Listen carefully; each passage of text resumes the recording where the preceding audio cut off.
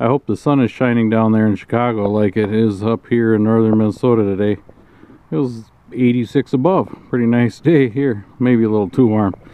But anyway, you know, it's, well, beginning of June, and it's down time for us. The ground isn't real good for logging this time of year, so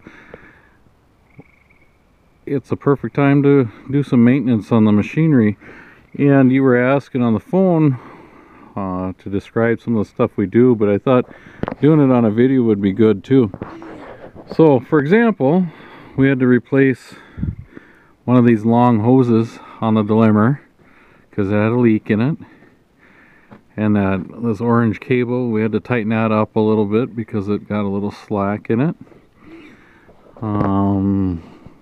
Let's see, just different things like this pipe up here had a crack in it.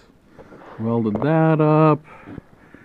Oh yeah, down here the undercarriage, it had a little crack on these corners, so welded them up.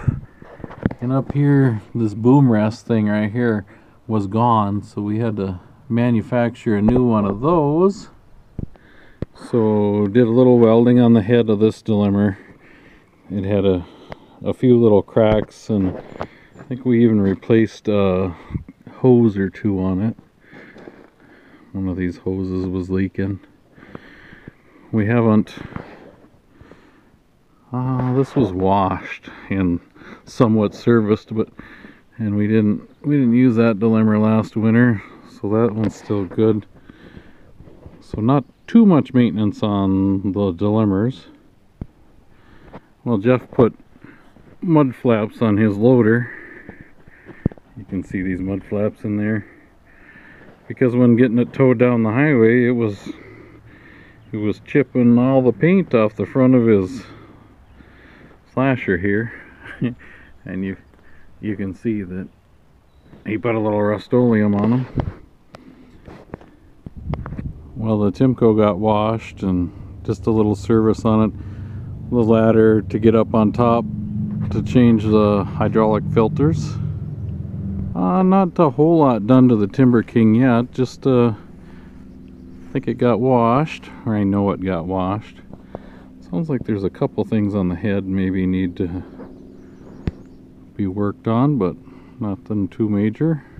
Oh, I forgot to mention that the catwalk right there was bent on this delimmer, so Bill and I redid that.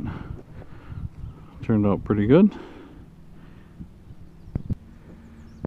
Well, there's an oil cooler that goes up right there.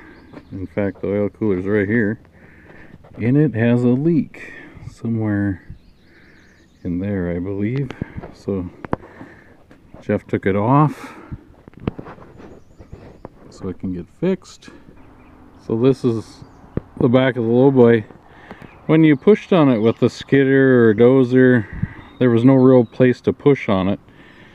So I built these, added them on there, so we had something to push on and something to hook a chain to pull on. Now we got a sand